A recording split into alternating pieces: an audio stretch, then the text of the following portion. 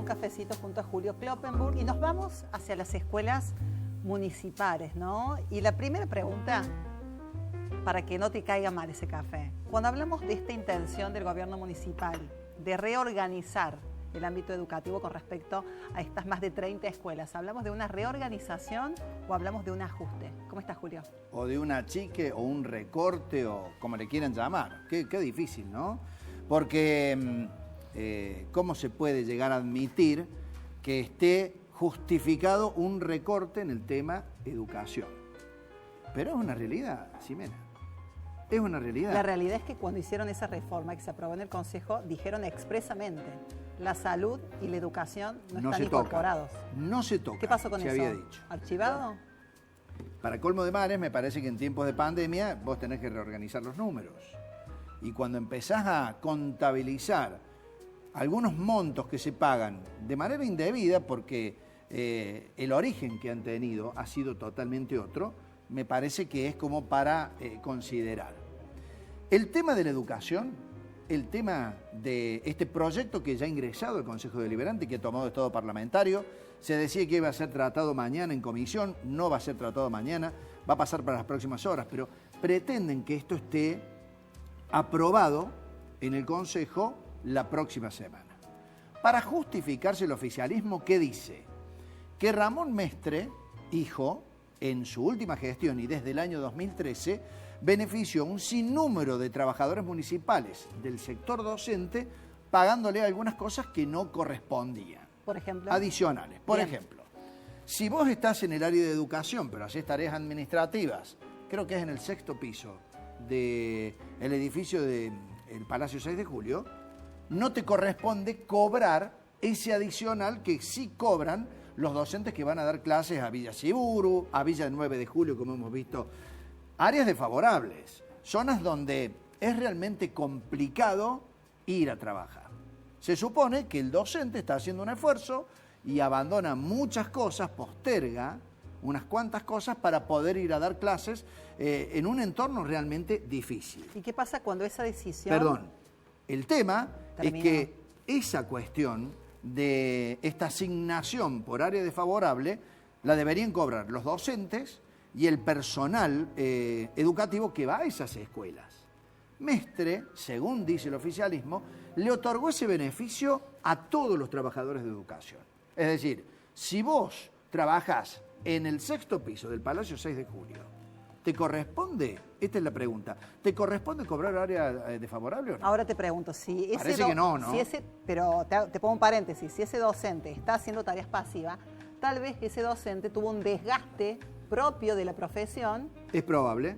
Entonces hay que analizar caso por caso.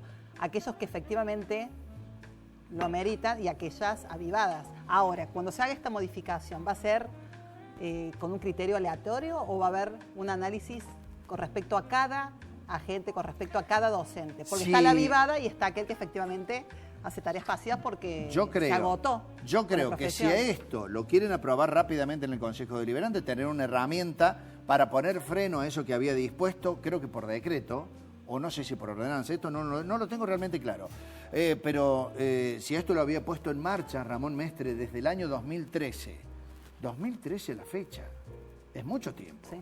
Y tal vez, con razón, algún trabajador de educación que no esté dando clases en un área desfavorable, diga, pero si a mí me lo asignó esto un intendente, ¿no corresponde tener en cierta medida una suerte de derecho adquirido sobre esto? ¿Pueden venir ahora con una ordenanza y quitármelo? Ahí la discusión.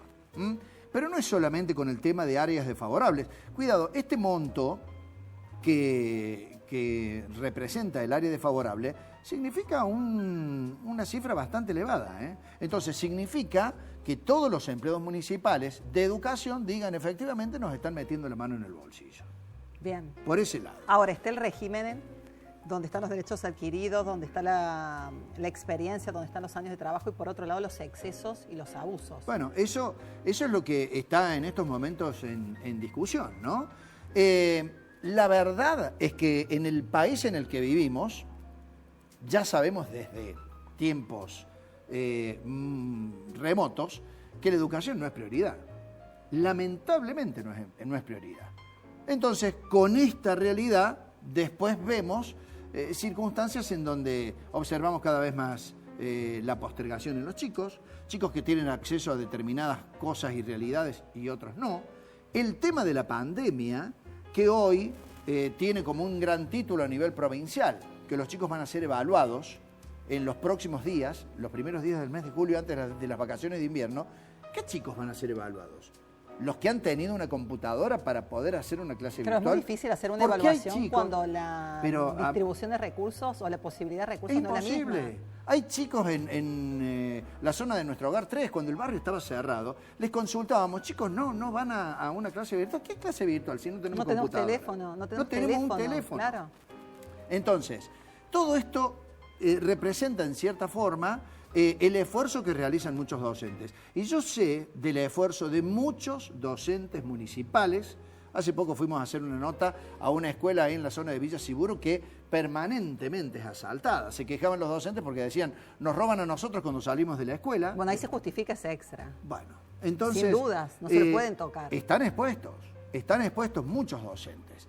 Está bien que se les pague a todos, ojalá se les pudiera pagar a todos, a los que no hacen esta tarea diferenciada, y en realidad vos ves que la educación, como la salud también, porque lo dicen los propios empleados del área sanitaria, no solamente de Córdoba, lo dicen de todo el país, que se quejan permanentemente de no tener todos los insumos para trabajar contra el coronavirus. Bueno, por otro lado, ¿no? El trabajo que hacen los docentes de estas escuelas no es solo educativo, es de contención, porque muchas de estas escuelas están en sectores atravesados por muchos problemas.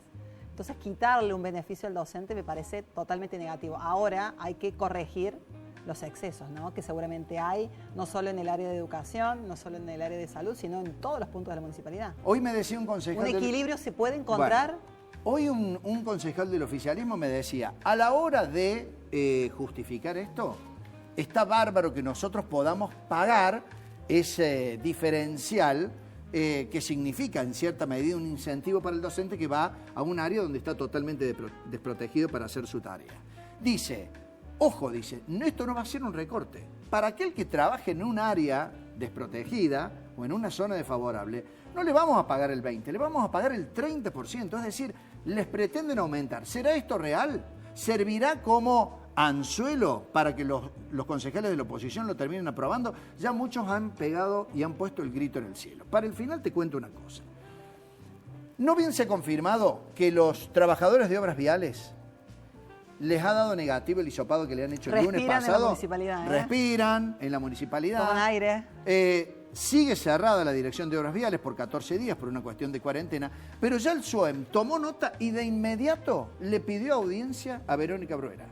La audiencia que se había postergado a raíz de este contagio, o de este caso positivo, que presumiblemente puede haber significado algún otro contagio, sirvió para que el SUEM tenga nuevamente vía libre para pedirle una nueva audiencia a Verónica Bruera. Recordemos que la agenda de discusión con el SUEM y la municipalidad se había suspendido por este caso de obras viales. Bueno, ahora se suma el tema docente, porque están los el contratos, primero en la agenda, el recorte. Me acaban de confirmar que el primero en la agenda es nada más ni nada menos que el tema docente. Las otras noches decíamos, es como que la municipalidad va sumando ítems y en el SUEM dicen nos viven corriendo el arco del lugar. Bueno, se los volvieron a correr. Bueno, me da la sensación que desde la municipalidad quieren hacer todo de golpe, meter varios pájaros de un tiro. Bueno, algunos dicen ¿Cuántos son los reclamos? Estos son muchos. Los cambios de tareas, todos, el recorte, los horarios, las dependencias, ahora el sector docente. Es decir, generemos el movimiento de un solo golpe. Y por lo bajo dicen en el SUEM, cuando volvamos a trabajar normalmente y termine la cuarentena,